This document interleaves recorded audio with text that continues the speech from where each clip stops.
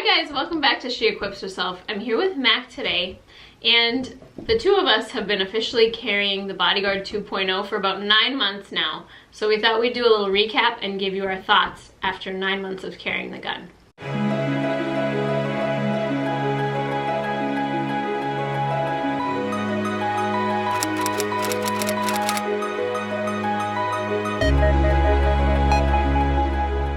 So I have the Bodyguard 2.0 right here. It's empty, nothing in the magazine, nothing in the chamber. Is it empty? Can you confirm? Okay. One of the biggest pros with this gun for me has been the way that it fits my hand. And I never really noticed this before with other guns. Like, I would carry the shield. I carried the shield for many years. Yes? Yes. Dirty. So I carried the shield for many years, and you can see the size difference here. Yeah, the shield used to be a small gun. Yeah, to me the shield was like a small carry gun, but you can see how much smaller the Bodyguard is, and holding it in my hand. It's narrower. This feels like a gun that actually fits my hand properly. Every time I pick it up and hold it, it just feels like this is the right size gun for my small hands. It's hard to describe, but it's like, this is the right gun for my hands. Even though I love the shield, this now just feels a little bit big to me because of how perfectly the Bodyguard fits in my hand. I agree with you, except that it's the opposite for me. Like when I hold the shield, I go, okay, that's what a small gun is supposed to feel like. And when I hold the Bodyguard, I go, there needs to be a little more here. It feels too small for me. Well, look at this. Hold up your hand. Look at the difference in our hands. Right. So we're gonna experience the way that it feels a lot differently.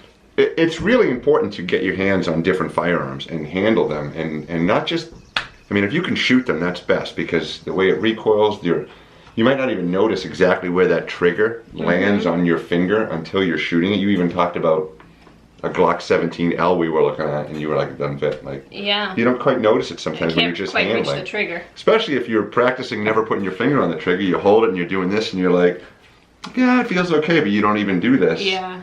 You know, so especially the way it moves, how far the trigger moves, all of it's, the more guns you shoot, the more you'll finally realize, oh, that's the one for me, or like, that's a better choice. So yeah. Back to the Bodyguard. Not that I necessarily, I mean, I enjoy shooting this. I'm not saying that it's like the most enjoyable gun I've ever fired, but it's like the most enjoyable gun I've ever held, if that makes sense. Okay. It just feels right in my hand. Another thing that I've been really loving about this gun is how easy it is to carry. It's like, I can throw this on with any outfit, and I've been doing a lot of outfit stuff on Instagram, and it's all been with the Bodyguard 2.0. So I have like dozens of outfits up there already showing you how I carry, and it's with this gun. Shorts, dresses, skirts, anything. I mean, I could do the same with the shield. It's just a lot easier with the Bodyguard because of how tiny and light it is. How has the concealment portion been for you? I mean, it disappears. I usually pocket carry that more than anything else when I do carry. I have a belt holster for it. I actually have a pancake for it.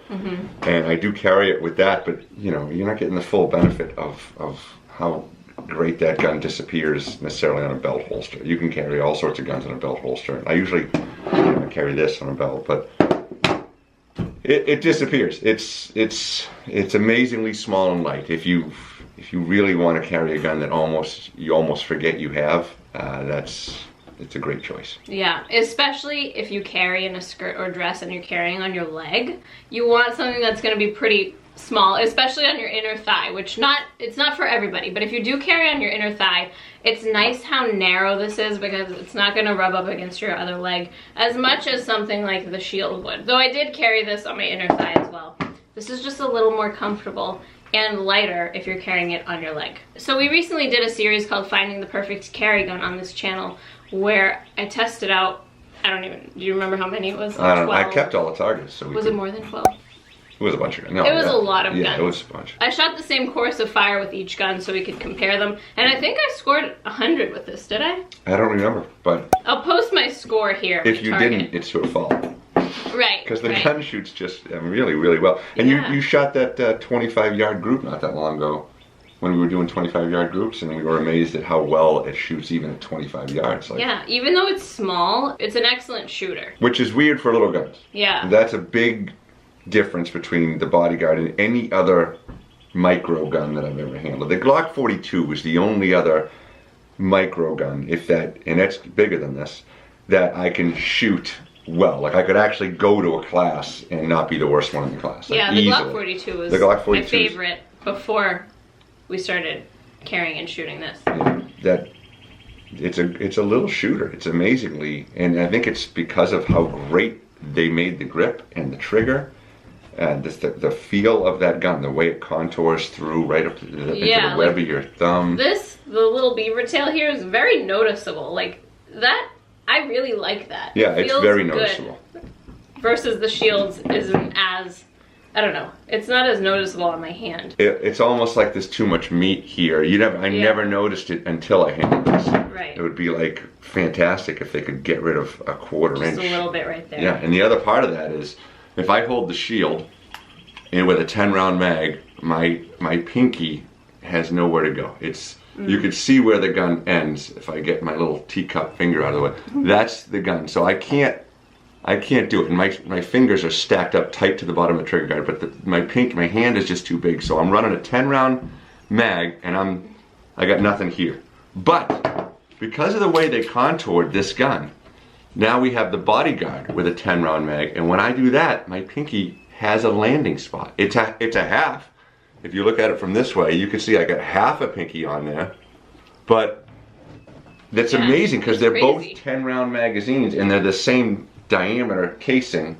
So it shouldn't be like that, but I think it's because of right here. It allows my thumb to get higher, therefore allows my pinky to get higher, so I can run a 10-round mag and still get a full dominant grip on that. And it actually helps reduce recoil too, because my hand is so high. It's so high up here. So they really did a good job with the contouring and the feel of this gun. And you know me, I love front serrations. I love good stimpling. I like that it's stippled. It's both here for my index finger. This is just a Mac thing. This doesn't help anybody. But and then also here for my left thumb. So when I'm holding it, it's like I could feel the stimpling there, and then when I come over with that, I put my thumb like on the stimpling here, and I mean that gun kind of disappears in that hand. But like it feels really good, and I do that to. I mean, you can see I stippled the shield. That's just because I wanted to do that, you know. So it's excellent ergonomics. Couldn't be happy with the ergonomics. Fantastic trigger. The trigger on this gun is better than the trigger on this gun, the Shield Plus. The Bodyguard has a slightly better trigger than the Shield Plus, but more importantly than it's a hair lighter and actually has a little bit better reset, is that they are almost exactly the same. They are almost exactly the same in how far they travel, the width, the reset, and the weight they break at. So if you carried a Shield Plus and you transitioned to a Bodyguard, you would get it right away. There would be almost no learning curve. Even when you're shooting fast, you'd be moving that trigger correctly if this is what you were used to. Or if you had this or the 4-inch barrel version of this for home defense, and then this is your carry gun, you could real seamlessly go back and forth with the magazine release, the slide stop, both of which are very tight when they first come, the trigger, everything. It's a very good step down, if you will, from the Smith & Wesson M&P series and the Shield. And that's, to me, that's important. People ask me all the time, what should I carry? What should I carry? And I always say, well, what? And a lot of police officers, I always say, well, what do you carry at work? Like, carry a little version of what you carry at work. Like, just take that gun, whatever you carry every day on your duty belt, and shrink it, and then carry that so that everything matches up as best as you can with your training. But every gun has flaws. There are pros and there are... Oh, we got it done. There are pros and there are cons. I say, I don't necessarily enjoy... What? The dog just hit the camera. I don't necessarily enjoy finding the cons or the flaws of a gun. I just think I'm real good at it. I don't want to whine and complain. It just seems that I can always like figure out what's wrong with a gun pretty fast. I'm sure everyone else can too, but I think it's really important for you to realize what the shortcomings of your firearm are. Like, you should know what's good about it and what's bad about it. Nothing's perfect. No. There's gonna be something that you might want to change with every gun. Yeah, and a lot of times I try to change them. What do you think the flaws are of the Bodyguard? Well, the first flaw that I could think of is when we started shooting it, it was shooting to the left. And so we have two of them. I have one, she has one. Both of them shoot to the left. And I mean like exactly the same to the left. Like, and as we posted video on the Bodyguard, we got a bunch of comments about people shooting them to the left. Are they shooting to the left? Shooting to the left? And a buddy of mine that got his hands on a Bodyguard, who's a very competent shooter, was like, hey, is yours shooting to the left? And I was like, yeah, both of them are. So something happened at the factory, as near as I can tell, with Smith & Wesson, where their guns are shooting to the left. Now, this is not any different than our duty guns. We carry the Smith & Wesson M&P 2.0, 4.0, 7-inch barrel. That's what we carry at work.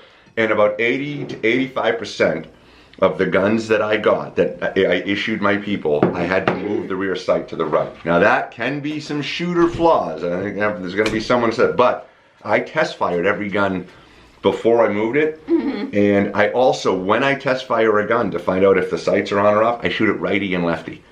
So I'll do it. So you know it's not your hand. So I know, because a right-handed shooter will often flinch low left, and a left-handed shooter will often flinch low right. So I'll shoot groups righty and then lefty to see where those groups are. And if both the groups are to the left, because I'm doing my job as a shooter, then I know the gun is shooting to the left.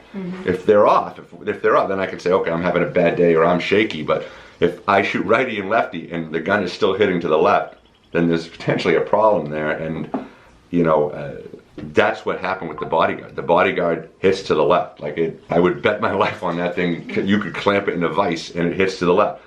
Now, that's normally not a problem if the sights move easy. But moving that rear sight, I think, was the most difficult sight adjustment that I've ever made in my entire shooting career. I could not believe how tight that rear sight was and how difficult it was to move it. It was next level crazy tight. I have machinery and all sorts of stuff that allows me to adjust sights. Someone who just wanted to like drift that sight over using like a brass rod, and I'm like, good luck. That was, you're kind of stuck. You're stuck with a gun that shoots to the left if you can't drift that sight to the right. We drifted both sights to the right, the rear sight, solved the problem. Both guns now hit right exactly where they're supposed to hit, and it's like, no problem. Everything's great, but I think a lot of people can do that. They don't have the equipment to do that. So that's a problem. That shouldn't have happened. And it seems like it's happening across the board. And another thing that you didn't like about it was the front sight. I just don't like the front sight. But that could be a me thing. Like, to me, a front sight should catch your eye. It should pop. And it's like they thought of it. They got there. Like, they were like, hey, let's make the front sight red. And someone was like, yeah, let's make the front sight red. You know, in Smith & Wesson, this is nothing new. They've always had these like bright red or orange front sights on their revolvers for years and everything. So they understand that, like, how the eyeball works, and you want a nice bright front sight. And then they put like a dark brick red. Like, so they were right there. And they just decided, brick red is bright enough. And it isn't. Like, that should be a bright, popping maybe for a younger eyeball. And the thing is, they did such a great job on the 4-inch barrel of the shield. So bright green. It's like, yes, that's what a front sight should look like. And then, why? Why'd you do that? Why? So, I mean, it glows. It's great, and then you're like, what are you doing? Like, why is that so dark and crappy? You should make those front sights as bright as you can possibly make them so that your eyeball catches them as easy as possible. Yes. So that's like such an easy thing to do right, and you did it wrong. And that frustrates me. Another thing that's really important for you guys to know if you're looking into this gun is that the magazine sometimes pops out when you don't want it to. In a holster, if you put it down on the table, I think it's because the magazine release like comes out so far, which is nice if you're like manipulating the gun, but in certain situations, in certain holsters, it might pop out when you don't want it to. And you experience that all the time. The magazine comes out too easy. I mean, if you were like a competitive shooter, this is exactly how you'd want it. But you're deep concealing, and you're concealing this little tiny gun, and every once in a while you take it out of the holster at the end of the day, and the magazine is sitting like this. And you're like, it's like right there. You know, it's not in. And truthfully, you don't know exactly when it happened, but I noticed that it happens with certain holsters that I use in one of my bags, so I just stopped using that type of holster. But I always check it before I put it in my bag or on my body now because I saw that happen and it freaked me out. Yeah, it's a legitimate, real flaw though. Like there used to be magazine releases on some guns all the way down here, like a European magazine release, and it didn't make sense to a lot of people. But like you carry this gun for a few months and you're like, oh, that's why they put those there, because they never go off by mistake, kind of thing. The magazine release is great for doing a mag change, like, but it's too much. It protrudes too much, and it disengages that magazine too easily. Yeah, that's something that they should probably adjust for the next iteration of the Bodyguard. Yeah, I would fix that. I would make that magazine less of a IDPA magazine release and more of a deep concealment magazine release, and make it harder. Only other problem I have with it is I don't like the kind of dual feed ramps. Oh, right. And I've demonstrated that before. I showed that in, I think, the first video when we shot it at the range. I don't like that. I wish that did not occur. I wish that wasn't a thing, but it is. So if you take the barrel and you set it into where the gun is, the barrel does not have much of a feed ramp. Right here is where I'm talking about particularly. So the rest of the feed ramp is inside the gun, which means that there's a seam, if you can see right in there. So when the bullet comes out of the mag, it rides up what I'll call the lower feed ramp, and then it has to transition to the feed ramp that's on the barrel, and there's a seam there. So we've experienced malfunctions with flat nose FMJ because there's a seam. And that could wear in with even more rounds. We've shot a lot of rounds through these guns. Yeah. And we have yet to experience a malfunction with any hollow point, which is good, and any round nose FMJ, which is good. The only malfunctions we've had is a failure to feed on a flat nose FMJ. It's like it gets stuck on that second. It hits the seam, and it catches the seam. So there's a fear there that it won't feed a hollow point under a high stress situation, or maybe even a round nose FMJ, but it's just like, it's not the way most guns are designed. So they had to do it probably because it's so small, but if you look at the feed ramp, like on the shield, look how big it is. So here's the feed ramp, on the all shield. the way down there on the shield. You can see that it's like a full giant feed ramp compared to that. So it's been very reliable with every ammunition except for a flat nose FMJ, and even that, it's been mostly reliable. But to me, it creates like is it gonna go off when I need it to? Like, question. Yeah, it's been real good, but like, why is it doing that? Well, because it has a dual feed ramp. Like, well, why'd they do that? I don't know.